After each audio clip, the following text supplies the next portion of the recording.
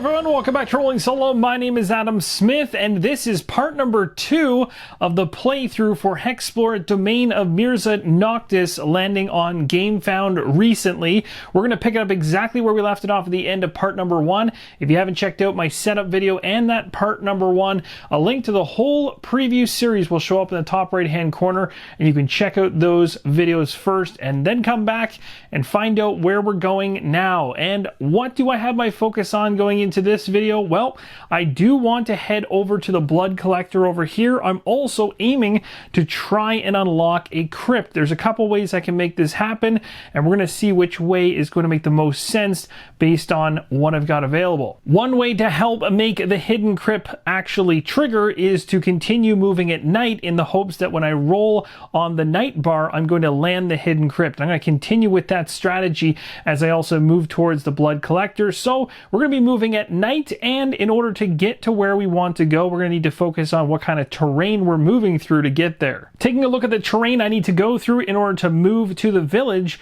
you'll see just north of me there appears to be mountains, but those are considered highlands, and you are able to move into those without any kind of issue, without having to have gear, for instance, to traverse them. However, if you go to those mountain ranges that have kind of the yellow orangey peaks, those are the ones that are going to require some gear for you to actually move through them. But I can go straight north for 3 hexes, and then I can head northwest 1 hex to get to the collector. So some normal movement got us there, no problem. Let's go ahead and roll our skills. As we move normal, there will be no change to the moon die when we roll it for Noctis at the very end of the round, and we have all 3 skills present to roll here for phase 2. So let's go ahead and find out what we get. We have a 2, a 9, and a 7. Looks like we succeeded at only one of them. And this actually works out perfectly because it helped me to avoid wandering. The one I actually succeeded in is exactly what I needed to keep myself exactly where I traveled to without wandering off into the wilderness. So that was kind of fluky, and I will definitely take it. These other 2 right here I failed at, so I don't find any gold. Instead I find some dirt.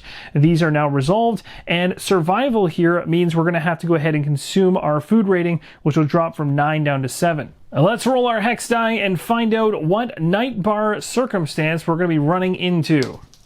A 3, so that's going to land on Dark Fae. Another clue has been placed on Dark Fae. It wasn't the one I was hoping it would land on, but hey, it's going to help us out later on if we choose to go after that one. And just so you know, that is a level 1 boss, so it's actually a decent option for a bounty in the future. Norix Strain has arrived at the village knowing there's a blood collector here, but first he needs to find that blood collector. But just before we talk about that, I want to talk about the collector's section of the village reference card here, and something that's important to note around how the blood collectors work collectively as they increase in a village and eventually attempt to try and take it over. So the moment the collectors, or this D3, which is constantly counting how many blood collectors are there, 1, 2, and then 3. Once you hit the 4th one, then the village itself falls, and you place a fallen village token on it to depict that that village is no longer there, and it's also not classified as a village, so you lose out on the opportunity to interact with it as a village. Obviously, the biggest downside of a village becoming a fallen village is the fact that you no longer can stop the fact that blood is being siphoned from that village. So it becomes a permanent 3 blood that's being collected there going forward, which is pretty rough. So if you don't stay on top of those blood collectors, they can overwhelm villages, and then that pool is going to start increasing at a rate that you may not want to see. So it states here, at night, if there are any collectors on this village, which there are, you roll an explorer die to attempt to find them. If at least half the group succeeds, face each collector in combat, roll to see which of the 3 types you are facing. If any hero critically succeeds, you ambush them, and then you gain the rewards shown. So I have to go ahead and roll an explorer die. My explorer value is 3. Thankfully, it's the highest stat that I have, but it's still fairly low. I need to get a 1, 2, or 3 to make this happen. Oh my gosh, I will take that. I legitimately did not expect to get a critical success on that roll. I thought I'd have to, make this happen a couple times before I finally got to take out the first blood collector, but you guys are in luck and get to see me interact with one right away. So what do we do now? We got to find out from the 1 blood collector that we found successfully, which one is it? And there's 3 different types here. So we roll a D3 and we determine which one we're dealing with. It's a 1, so it's going to be the Clockwork Assassin. So I've gone ahead and placed 16 health for the Clockwork Assassin, which is level 3. 16's gone up here. 8 is for the Outlast. It's actually not for its energy. You'll notice an hourglass right next to it, and it's a 9-1 per hero. So that's why it's at an 8. I've only got 1 hero, so it drops it down to 8 to start. We can also talk about Outlast, which is something else that's really cool within this iteration. So I'll explain that as well, because there's a really important part down here. It states for the Clockwork Assassin, it begins combat with an Outlast of 9 minus the number of heroes, which is 8 in this case. It flees combat and increases the blood pool by 3 if its Outlast reaches 0. Its Outlast is not modified by the difficulty, and it cannot be targeted. Throughout your journeys, you are going to find many different types of enemies that will have an Outlast as their vital. And that Outlast acts as a combat timer for certain events. So for instance, swarms and hordes, the Outlast would represent the length of time it takes the heroes to gain the upper hand in combat and get a victory. In this case, as we just read with the Clockwork Assassin, it's a timer to determine when this individual is going to flee from us, making life really miserable for us, because giving 3 blood to the pool is going to tick it from a 1 to a 4, which means that village we are currently in would fall. Now keep your eyes out for Outlast stat tests, which are available on certain enemies. You'll know this because when you take a look at the Outlast value, there are stats underneath of them which can be rolled in order to increase or sometimes even decrease the value of Outlast depending on whether it's in your favor or not. And with the Clockwork Assassin that we're dealing with right now, we don't get this stat roll whatsoever because there are no icons shown underneath this Outlast value. Now, if you're out in the wild and you run into something like vampire bats, as it shows here in the rulebook, and they have an Outlast value with 3 stats underneath, when you're making that stat roll, and you get to choose which one you want to do for each round of combat, if you succeed at that particular stat, so for instance, if I succeeded at the green navigate roll, then it means that if I happen to roll the number for the AI that lands with the same corresponding stat down here, then I basically am immune to that particular attack coming back to me when we're in the resolution phase of combat. So there's some really interesting strategy going on there where you can try to mitigate based on your strengths and your stats and try to become immune to some of the nasty hits that are going to come back your way. Now again, this is only going to show up in a situation where you have Outlast as well as the ability to roll those stat values. Alright, so let's focus back in on the enemy or blood collector we're actually trying to take down right now. And the thing to note is you can see some of these particular rolls that it might make may actually reduce its Outlast value, but there's something else that will also reduce it at the end, or I should say in the resolution phase of every single round of combat while you're dealing out your damage to both parties back and forth. You're also going to reduce Outlast by 1.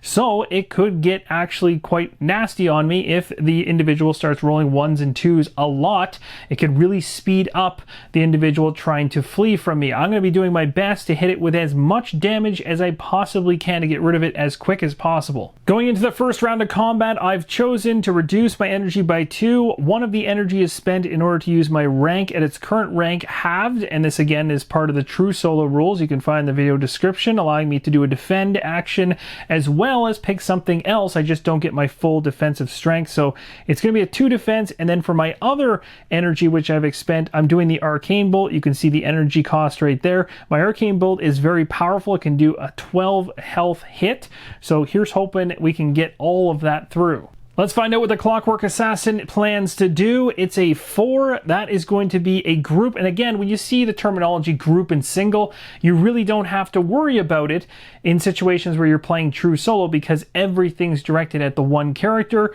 You want to look in the rulebook for the rules around it, but really it's a single target versus a group target attack is essentially what's going on there. In my case, it's all coming at me and it's going to be a 4 energy hit. That's not good. And it's going to raise its defenses up with block 6. That's unfortunate. So I've gone ahead and done the resolution step already. So essentially I did my 12 damage towards it It blocked 6 of it, so 6 of it got through. So I did 6 damage to its health here, thanks to my arcane bolt. Then I ended up having a 4 energy hit come back at me.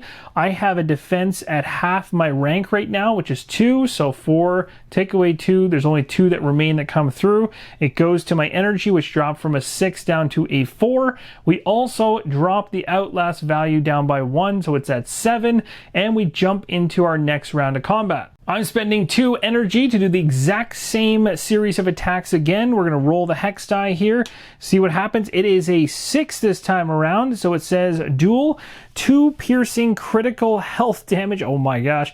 The targets gain bleeding and evade 8. Alright, so I've gone ahead and done a couple of things in the resolution phase, not everything just yet. So the first thing that I did was I took a 2 piercing critical health hit. So how this works is my defense that I had, which is at rank 2, does absolutely nothing to the 2 piercing critical health damage that comes through to me. So I take that 2, dropping me from a 9 down to a 7, and because it is critical, I also get a critical wound, which means I tick up from a 1 to a 2. Remember, if I get 5 of those, based on my character right now, I am dead. I don't want to see that happen, so I'm going to probably need to heal those away at some point. The next thing to mention is, because this one actually quite a few things going on with it, is that I'm bleeding.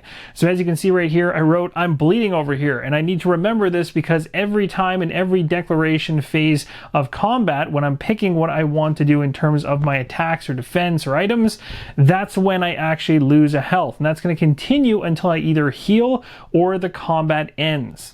And if that was not enough, I also have to deal with an evade 8. So what does evade mean? Well, it gives the individual a d10 which they roll, and if they land the value that it states, which is evade 8, so an 8, 9 or 10, anything the same number or higher, it means that individual evades the effect that's coming at it, which means my attack would be a complete waste, which I don't want to see. So I'm going to roll this die and pray I don't see 8, 9, 10 because I really want to hit it. It would be a complete kill if I do.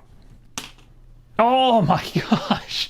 And see, the luck finally turned against me. So it actually dodged that attack. All right, so going into this next round, and don't worry, I didn't forget for the last round to knock the Outlast value down at the end of it. So we're at 6. I've also gone right into the declaration phase already. So I've dropped my vital health from 7 down to 6 because I'm bleeding. I also reduced both of the energy that I had in here. I had 2, it's down to 0 because I'm going to do the exact same defend and using an item if I'd like, as well as the arcane bolt, because I'm playing true solo and I can do 2 things, which is awesome. I love that.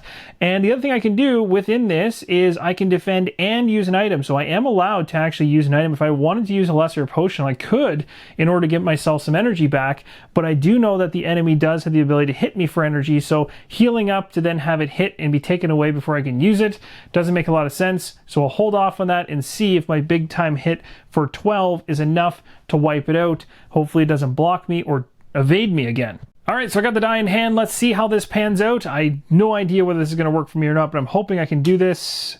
A 1. Okay, we haven't had a 1 yet.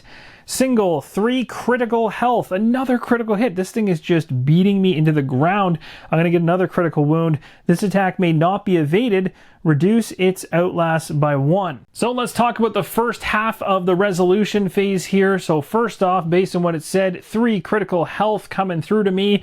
I did have the 2 defense over here to block 2 of it, but 1 still got through. 1 is enough to do a hit of health to me, which then still gives me a critical wound. So now I'm up to 3 critical wounds. Now I'm really starting to get concerned about that. Camping is going to be an option here in the near future, or maybe something at the village I can buy or get in order to knock off some of these critical wounds. I didn't realize these blood collectors can sometimes be as vicious as they are with these. You could get into a really, really bad situation quite quickly. The other thing to mention is the Outlast value dropped from 6 down to 5, and that's for the fact it rolled the 1, which reduces it as part of its actual attack against me. That's not even talking about the end of round yet, because I have to make my attack, and my attack at this point in time does 12 damage, and 12 damage is more than enough when it doesn't have any defense, so that is going to be a 0, which means we have defeated it, and we now get to reap the rewards from it. So we take a look at the reward section for the collectors. You can see it's going to be 3 gold. That's awesome. We also get ourselves a clue we can put on any investigation we want, and we also get our first power up. 3 gold is in the slot, and remember from part number 1 when we had that fortune teller tell us our fortune, which allowed us to stack the night deck, the day deck, and the power-up deck? Well, I know exactly what's coming from the power-up deck thanks to that, and it's a health boost. It's going to be a +3 to our health. Just like that, we got ourselves a 3 boost in health, as well as our current vitals go up by 3 for health as well. I do have some stew here. Remember, we had rolled before to see whether or not we become disoriented and not having to really worry about that when it's in your inside of a village, and the likelihood of having to roll on the skill table is very low. This is a good time to consume that stew, so I'm going to do that. But just before I do, now that I actually have some gold, I'm going to go ahead and rest at the inn first in order to get back some health and energy. All right, so we're all rested up from the inn visit. You'd think that they would have given us that visit for free and it wouldn't have cost us one. I mean, we did save the city, did we not? But we do have 2 gold left. I have the stew. I'm going to go ahead and consume that stew right now because that's going to allow me to bring my food rating up from where it currently sits at 7 to a 9, which is just under the threshold of what I can have in terms of food, which is 10. So I'm happy with that. This is now gone. Again, I will say many, many times that the dry erase, just being able to do this quickly is pretty awesome. And this is one of my favorite things about this game, is the fact that you can just quickly change numbers, change your inventory, and manage it all right on your character board. And just for those of you that are not familiar with what the inn does, when you pay a gold at the inn, you get your defend rank in terms of health and energy back. So I've already jumped myself from the 8 and 0 I was at to 12 and 4. The other thing that happens that I missed right after we finished combat and took out that opponent, which was a blood collector, is the hunter's gear we're carrying would trigger, and this would actually give me a healing of 1 to health and 1 to energy. So now we're doing really good. I would like to get that energy level all the way up, and seeing as in terms of jumping it by 2, it'll line up perfectly with my max. If I was to consume 2 lesser potions, I can jump this up to 9. So we are completely at full health, full energy. We're feeling great. We only have 2 gold in our pocket. That's not so hot. We probably should go ahead and try and find some more ways to make some money, find some runes, that type of thing. I'd love to start heading towards a crypt. That's another thing that I'm hoping will happen very, very soon. We could also go after a bounty. We could try to take down one of the larger enemies. We have gotten a little bit stronger here, not exponentially stronger, but just a little bit more. We have more health for sure, but I believe the next battle, especially if it's a boss, would probably put us pretty close to death, if not kill us. So it's a little bit uncertain at this point as to whether I want to throw myself to the wolves yet. The other thing I want to mention is I have 2 gold left. I probably should spend that before I leave just to bulk myself up with a couple things I need. So maybe some more stew would be a good idea. So maybe what I'll do is 1 stew and 1 more lesser potion. All right, we're all sorted away in the village. We're definitely going to remove this die right here as we were able to save the village. Time to determine what our villain's going to do. I moved with normal movement last time, so no modification to this moon die roll. Plus, I took out the blood collector, so the pool actually doesn't increase. It still stays, as you can see, just way down here. There is a mark on the 2, so it's still at 2, and we're going to roll to see what happens here. We got ourselves, it rolled right off camera here, a 7. So the group must face a tenacious encounter for their circumstance next turn. I'm sure from part number 1 you guys remember dancing trees. That was the rune that's right here, the blue one, and I did have a clue there already. I placed another clue there just now thanks to what we got as rewards from the blood collectors there. So that is going to help to modify my chances of being successful at getting that rune. And I'm thinking of heading south again because it's a tough call. I've got mountain ranges all around me to the south, which means I kind of have to do a beeline to the west if I wanted to go anywhere. But more of what I'm interested in is back where I came from originally in terms of runes still on the ground, as well as a crypt that's there that I could potentially try to unlock even just through skill rolls, or just hoping the hidden crypt eventually allows me to get in there. So I need to determine whether I want to move at night or day. I'm going to continue to move at night because I'm hoping that hidden crypt lands. I'm going to actually move along the road. As you can see right here, 1, 2, 3, and then 4, that would all be connected by road. So I can move cautiously, which normally is just one movement, but when you're moving along a road or a river, you can go up to your normal movement allotment, which is great, plus the fact you don't have to roll the navigate die, plus the fact you are able to discard whatever you get in your circumstance roll, as long as it's actually able to be discarded. So for instance, if it's an encounter I don't want to deal with, I can just toss it because we're moving cautiously. So I'm going to move from where I'm at just beside the monastery. So we've gotten closer to where we want to go, which is the investigation for dancing trees. We're also really close to a monastery that I'd like to visit and show you guys what is at a monastery. So we move cautiously, so that'll be a +1 to the roll at the very end of the round for Noctis. Right now we have to roll our yellow and blue, see what we get. And we got, wow, we actually got a success on our survival, which means we don't have to consume any kind of food, which is nice. We failed at finding any kind of goals. Those are some quick resolves right there. And technically those are actually in the wrong spots. This is explore, this is survival. So that was good. Overall, happy with that. Quickly resolved, and now we can move to the circumstance. I was pretty excited to roll the circumstance die and hope to get the hidden crypt, the thing I've been talking about way too much, and it has not happened yet, but I'm hoping it will. But guess what? I can't do it this turn. And why is that? Because I rolled a 7 on Noctis's roll. In the last round at the very end, it stated the group must face a Tenacious encounter for their circumstance next turn. I don't get a choice in this. I gotta go through the encounter deck to find the very first Tenacious enemy. I went through the entire encounter deck for the prototype, and the Tenacious keyword isn't on any of the individuals in that deck. It will be in the final version, of course, so we won't be pulling anything from that deck. I also won't be rolling the circumstance die this turn, as Noctis won't allow me to. The other thing that's interesting to note, though, is I purchased the voodoo doll, which would have allowed me to actually flee Tenacious individuals anyway. So even if I had gotten one or found one in this prototype deck, I still could have fled away from it anyway. So we're going to say that that's how that was resolved. We're going to next move to the event, but remember, I'm in the middle of the wilderness right now. I'm not in any village, monastery, crypt boss, or investigation area. So we move to Mirza Noctis once again. I chose this round to move cautiously, so I do have a +1 modifier to this roll coming up. Let's see what Noctis is up to behind the scenes. That roll went right off the camera. Look at this. We landed an 11, so a +1's going to push us up to a 12. It states, roll again twice with no modifiers to the roll. That's not fun. If another 12 is rolled, immediately add 1 to the blood pool for each collector in play. Okay, so this is good that I got rid of that collector, but right now we still have to roll this die twice. This is going to be pretty unfortunate for me. So 5, the first one is 1 piercing health damage, so we're going to go from a 13 down to a 12. Thank goodness it wasn't a critical one, because I've already got enough to deal with that already at 3.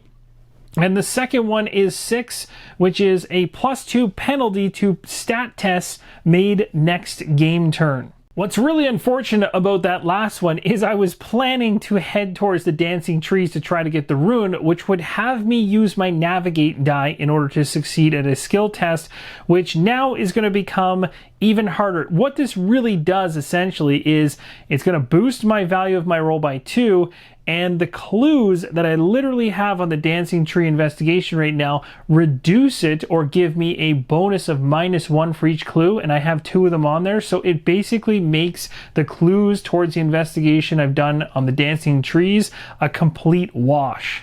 I've chosen to go ahead this round, move during the night again. I'm going to move normal, so up to 4. I'm going to move right to that blue rune. Now, I know for a fact I'm going to fail the navigate roll here when I try to move to this location, so what I'm going to do is I'm going to actually not land directly on it and hope that when I roll my hex die to determine where I wander, I get the location bang on. Now, the chances of that happening are pretty slim, but I'm going to cross my fingers anyway. So as you can tell here, having a +2 to whatever I happen to roll in these stat tests when my stats are not that high means I'm pretty much auto-failing navigate and survival. I have a tiny chance with the Explore to nail that one, although it needs to be a critical success for me to even just get a 3. So let's go ahead and see how this pans out. I highly doubt this will be in my favor. Nope. Even though these are it's actually not bad rolls at all. That's a great roll for Navigate, but I don't get to have it because it gets increased by 2, so it ends up being a 3. This goes off the charts,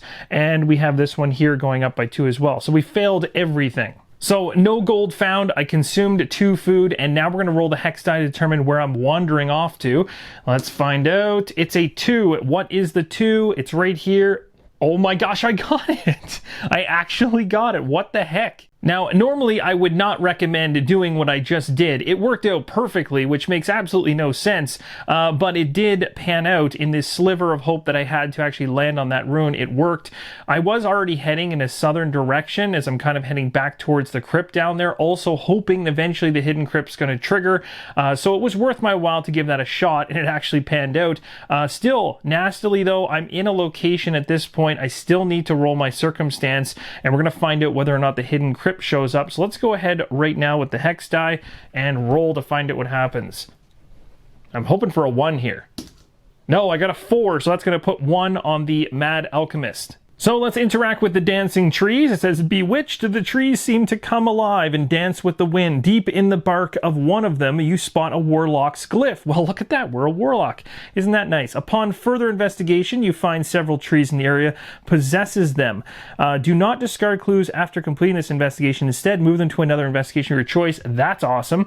But the one thing I want to mention here is I'm going after a blue rune. I still have to roll for this trap value here. We also have to recognize the fact we're rolling only the Navigate die this time, but I also have that +2 to my stat test. The good news is these 2 clues that I gain will drop whatever I roll as a -1, so it all cancels out in the end. So I can just roll this die hoping to succeed, and again, my succeed or my stat for Navigate is 2, so 2 or 1 are the only things that will help me get this ruin, and I obviously don't want to be at 7 or higher here to trigger the trap.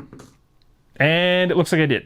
And when I said I failed, I meant I failed trying to complete the investigation. I didn't, however, trigger the trap, so that's good news. And remember, when you're playing true solo, when you're doing an investigation or trying to complete it, you can roll the die twice and take the best result. So I get another chance at this, looking for a 1 or a 2, and we got a 9. So that is definitely not going to work out. Plus, unfortunately, that is going to trigger the trap, and I'm going to lose 4 energy. So the investigation went a little sideways on us. We weren't successful, but part of the reason we weren't successful is thanks to this and not allowing us to have any kind of -1 bonuses. It all washed away. But at the end of this round, that is going to disappear. Hopefully Noctis won't give it right back to us for the next coming round.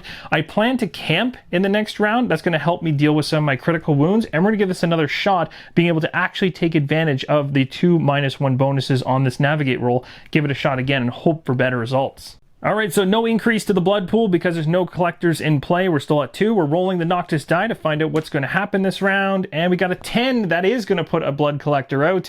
So we're going to be putting it in a random village again to determine this because we moved at night. It's going to be a +1 to whatever roll we make. So let's find out what village this blood collector is going to. It's going to be 7. So it seems while we put all of our efforts into clearing up the village way up north, our village we started in actually had a blood collector show up when we left. Moving into a brand new game turn, I'm choosing to camp during my movement, and I'm going to be moving at night again, trying to trigger that hidden crypt.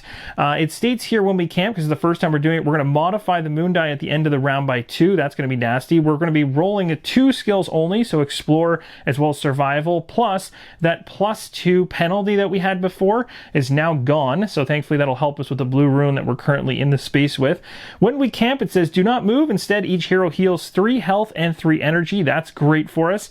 And 1 critical wound. Then it says navigate automatically succeeds during the skill phase, so we just have to deal with the skills rolled as I mentioned. We gain a -1 bonus to all skills rolled this turn, and this can stack with itself, and you may discard the circumstance you roll this turn if allowed. So let's go ahead and roll our skills. We get a -1 to each of these. We got a 3, essentially, and a 6. Regardless, both of those failed. They didn't work out for us, so we will be consuming 2 food.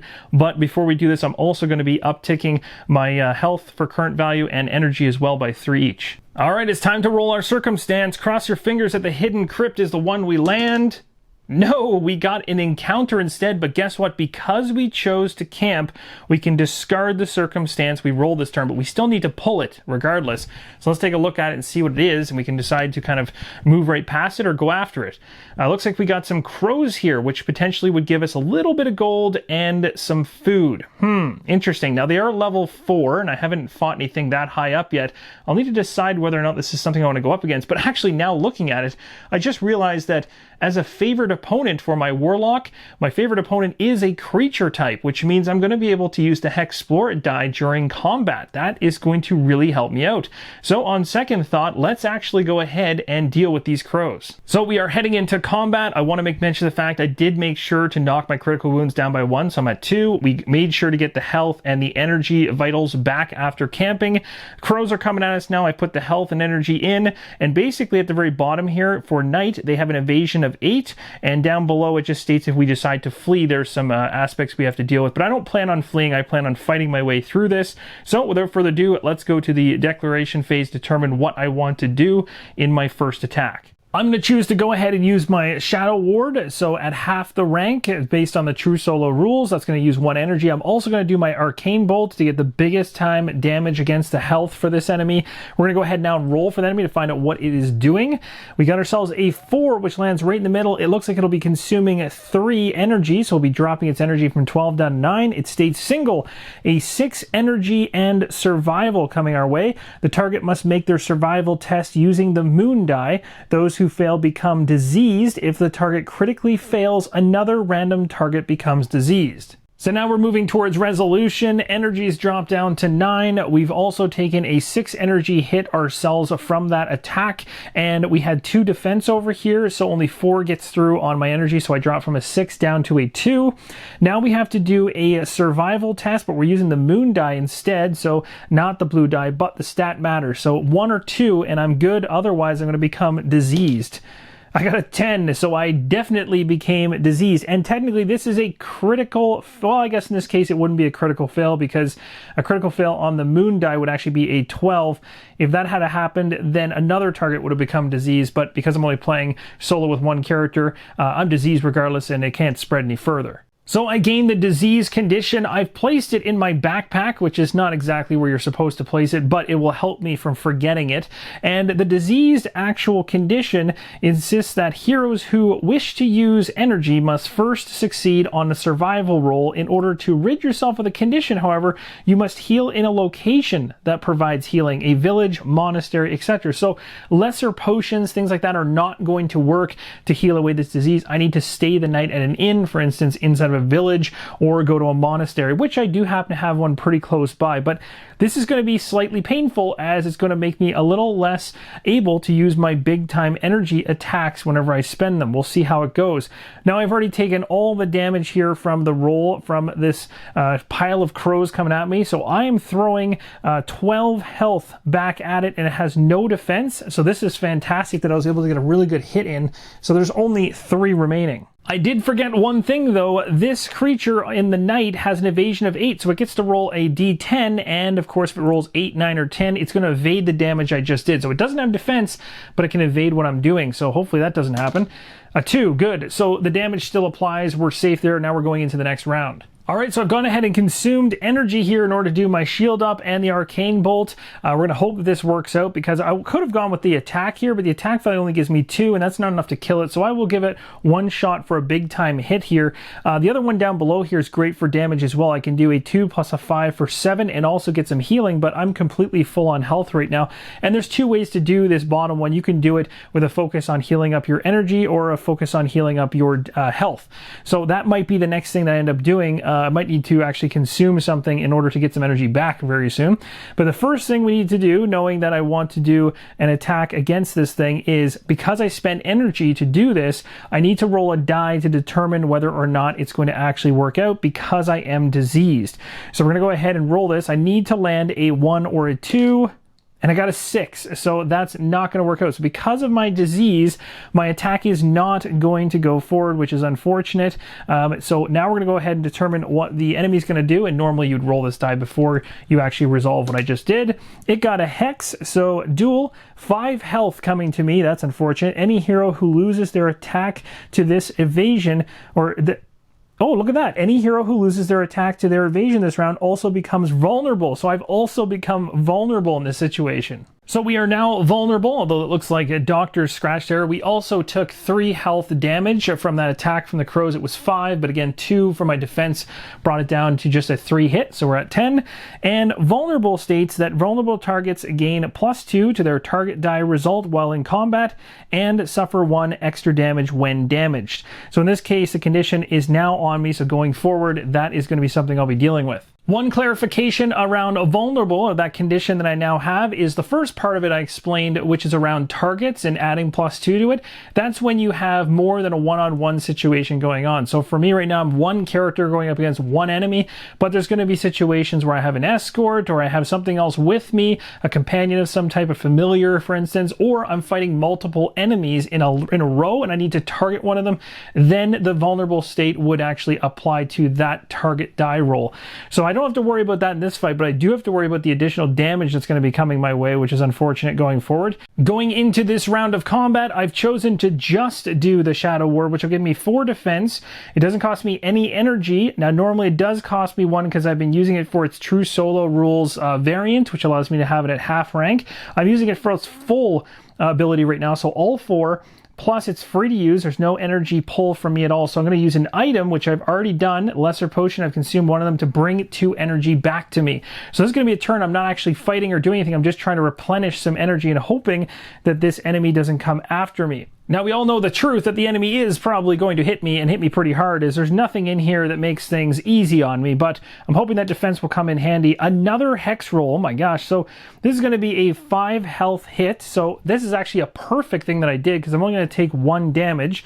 Then it says any hero who loses their attack to their evasion this round also becomes vulnerable. So my defense was able to block 4 of the 5. 1 gets through, but remember, because I'm vulnerable, I take an extra hit of damage, so that's 2. So I drop from a 10 down to an 8. This is not looking good, and banking on the Arcane Bolt hasn't been working out for me at all, but I still got to try and make this thing work. And again, I used just defense this time around, so I didn't do anything towards this thing, so it doesn't need to do any kind of evasion check because I'm not even attacking it. So we're going to go into another round of combat. This time around, I do have energy, so I am going to go ahead and expend all of it. This is so dangerous because I'm going to be in this loophole until I get a success here, but this is going to be a 0. So Shadow Ward and Arcane Bolt is what I have, again at half rank though. And now if we take a look at the crows, we're going to find out what they're planning on doing to me. Probably, oh my gosh, the hex die just keeps coming at me. So this is going to be a 5 health. And same thing again, if this attack gets evaded, then I become vulnerable. I don't know, you guys, this is looking pretty dangerous. I've gone ahead and resolved the damage that came through to me, plus the additional one, as well as using 2 defense. So we're down to 4 health now. And now is the time to see whether or not I can actually get my attack through. I need to use my survival roll. The fact I'm diseased is what's really hurting me from getting this attack through. If this doesn't work out, instead of sitting here and potentially dying from this thing, we might actually need to flee it, which is going to be an interesting thing as to how we try to pull that one off. But let's go ahead and roll, hope for a 1 or 2. Come on, save me. No! So close. Now, as you likely were telling me behind the scenes, I probably should have done the Nether pull twice, as it didn't require any energy, and in 2 rounds we would have taken this thing out. But again, it has its chance to evade still, which could have potentially had it not take any damage, and we could still run into that situation. But what I'm thinking of doing here is, if you take a look down here, actually this is on my aspect card, it states danger is my middle name. Additionally, each time your health drops to 4 or less, which is currently what it's at, boost your next action by 3. Now, what's really dangerous about this is, yes, I might be able to kill it if I can get past its evasion check. Downside is most of the attacks it does to me are coming through with energy, or they're coming through with decently high health hits, especially like piercing health, for instance, that are going to wipe me out. So just going 1 more additional round with this thing is enough to kill me, unless what I did on my turn is decided to shield up and use a potion to gain back some more health in order to try and make it happen in the second round. But this is all becoming very stressful as I could just die trying to take some crows down, and I don't really want to be taken out this early. So what I'm going to do, at least with crows, right? If I go down with crows, I should probably pack it in. So what I'm going to do is I'm going to decide to attempt to flee. Now I do have a voodoo doll here which gives me a -2 to my navigate roll when I try to flee during the declaration phase of the combat round we're currently in right now, which is at the very start. So I'll be rolling this navigate die, get a -2 for the voodoo doll, and when you choose to flee you also get another -2, so it's a -4, and I'm trying to hit a 2. So as long as we get 6 or less, we're okay. Otherwise, this could go sideways on me real quick. So here we go. Oh, that's a success. That's a critical success. Whenever I see that die, sometimes I feel like it's a 10, but my heart stops for a second, but I am safe. So we do get to flee. The only thing that happens now is we actually wander because we fleed or ran away from the crows. So they are gone. It does say at the very bottom here, though, if you flee the crows, do not discard it. Instead, set it aside. Force them again, or I should say, face them again the moment any hero critically fails a stat test. So these things could come back in the future. I'm going to go ahead right now and roll a die to figure out what direction we're wandering in. We are going to be moving. We'll be moving to the southeast, so we'll actually be over here. So our party has wandered to the southeast, and it's also worth mentioning that the vulnerable condition does not have a persist icon beside it. You can see it right down here at the very bottom. It's just a skull, which means it affects anybody, and a stacks, which means that this thing could stack and become even worse. But still, this is going to disappear. The only thing that sticks around for me is diseased, which has a persistent icon down here. So I have to heal at a village or monastery or some type of location. Well, that circumstance phase went sideways on me, and I probably should have discarded it when I had the chance, but I was greedy and wanted to get some gold and food and everything else, and it did not pan out in my favor. I'm now diseased, I've wandered off course, and now, of course, during the event phase, when I wanted to interact with the rune that's there, I'm now just standing in the middle of nowhere. So, thanks to that little side trip, we are going to be moving into Noctis' turn. We're going to roll the moon die. So the first thing I've gone ahead and done is pushed up the blood pool by 1, thanks to 1 blood collector in the map, siphoning blood off at a village. Next thing we're going to do is we know we camped in this round, and that's adding a +2 to this roll for Noctis. Let's find out what he's doing behind the scenes.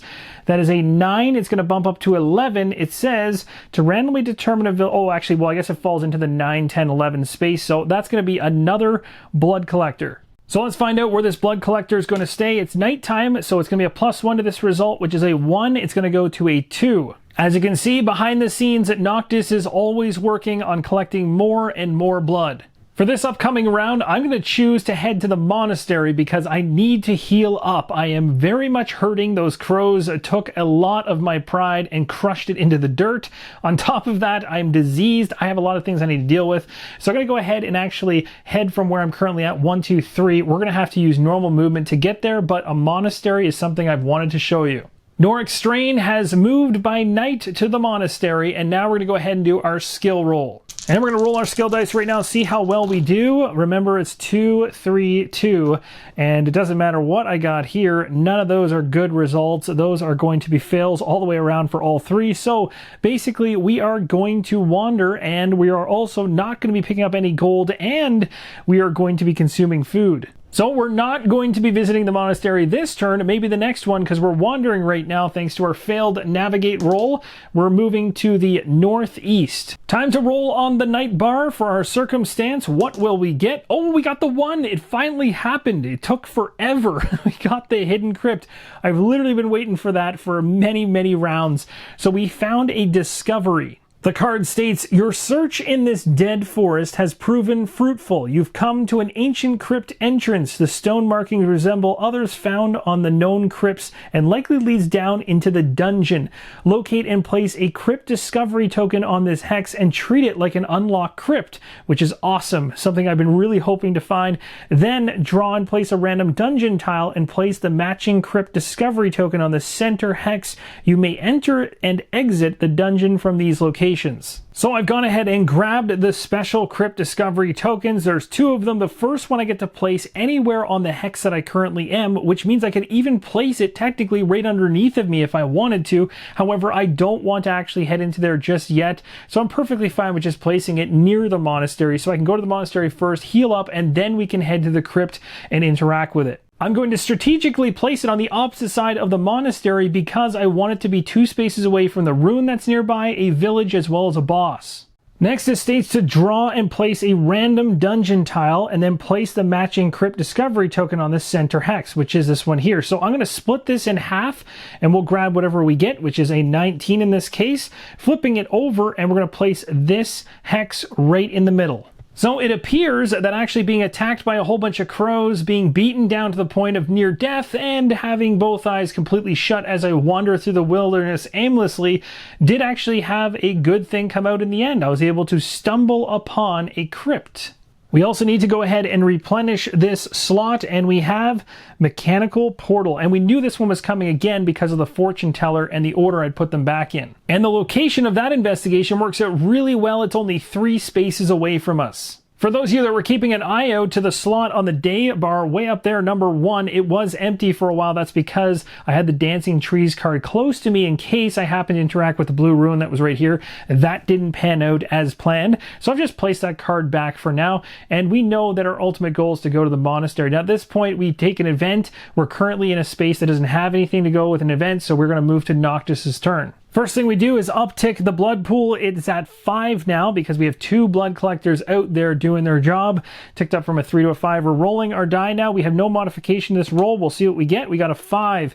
1 piercing health damage. So I've taken that piercing health hit. We're down to 3 now. So we're definitely hurting, and we're trying to move the monastery. So I'm going to try to move in a way that guarantees I'll get there. So we're going to go ahead and move cautiously for 1 space, allowing me to not have to roll navigate at all. I roll my yellow and blue die, but I get a +1 modifier to the moon die later on.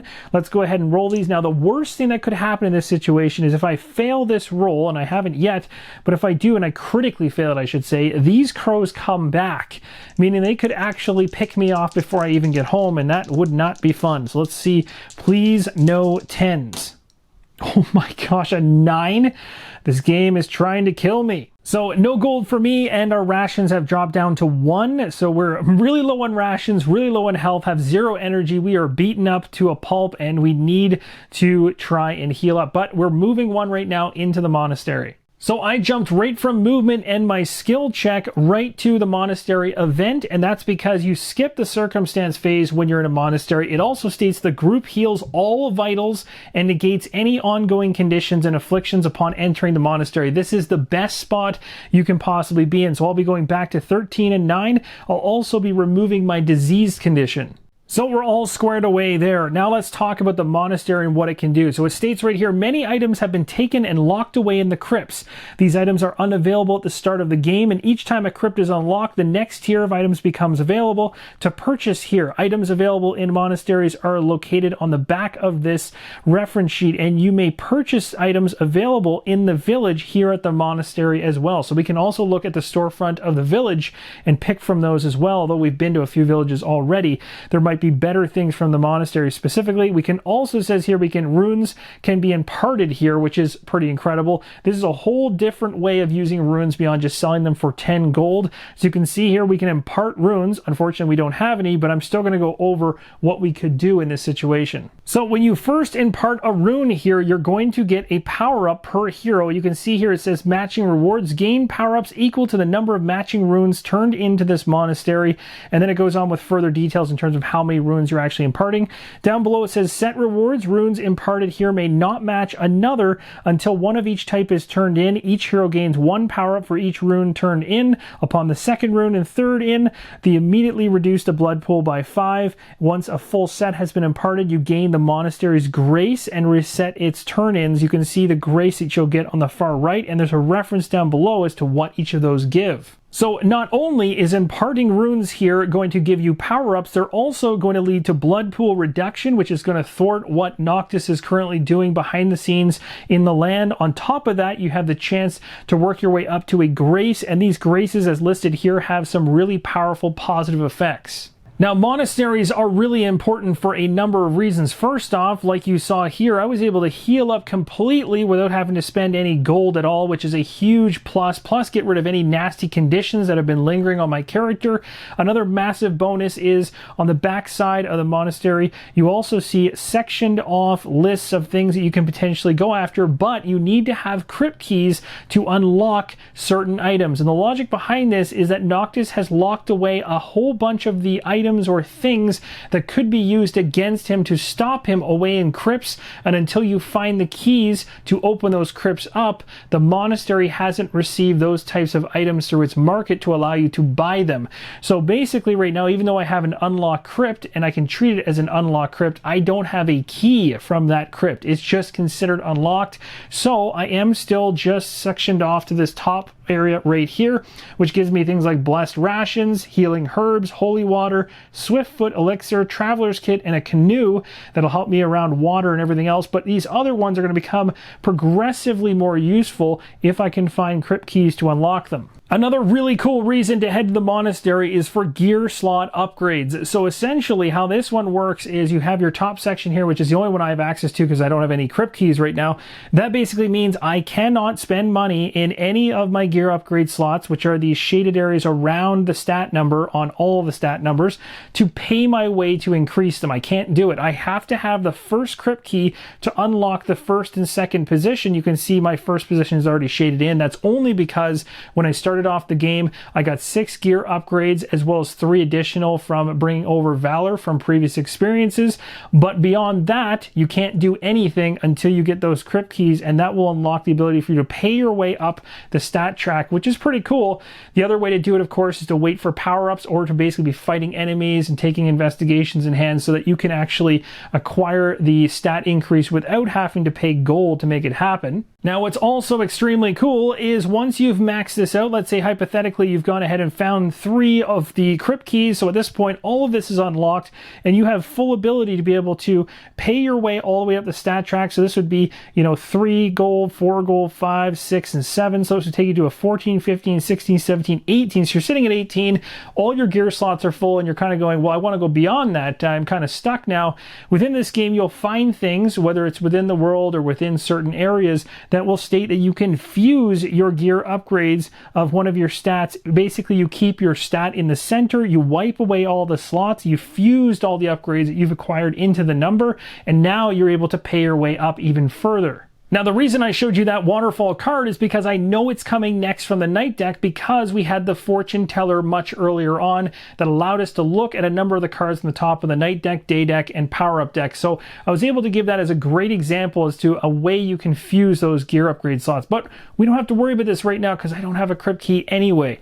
So what do we want to do inside the monastery? Now, as of right now, I have no gold. Now, currently in the prototype rules, there's no way to sell items you currently own back to the shop to make money, but I have had discussions around the idea of potentially selling items back at least half the value, hopefully. So I'm not going to be playing like that in this playthrough, but be aware that that is likely something that might come in the final version to give you a little bit more freedom if you happen to have a bunch of items and you've burnt out on gold, but you still need some when you get to a location of interest. So as you can see, moving into the villain phase here, we are at 7 blood now. This thing starts creeping up exponentially faster as these blood collectors come out more often. And really at the beginning of the game, you feel like you have lots of time, but if you don't get on top of those blood collectors, they are going to start really ripping through the ranks quickly. So we're going to go ahead and roll right now. I moved cautiously last time, so I get a +1 to whatever I roll here. Let's find out what I get. I got myself a 9. That's going to put us right in the blood collector realm. I moved at night as well. So what I'm going to do is I'm going to roll my hex die here and add 1 to it to find out where the collector is going. It's going to be 7. And that's going to have this location right here tick from a 1 up to a 2. The warlock Noric Strain looks from the monastery, knowing full well that there is a crypt that's completely unlocked close by. Going into part number 3, our next video coming up, we are going to explore the crypt and what it does within Domain of Mirza Noctis, as well as the dungeon that it's connected to. Thanks for watching. Hope to see you in the next episode, and as always, keep on rolling solo.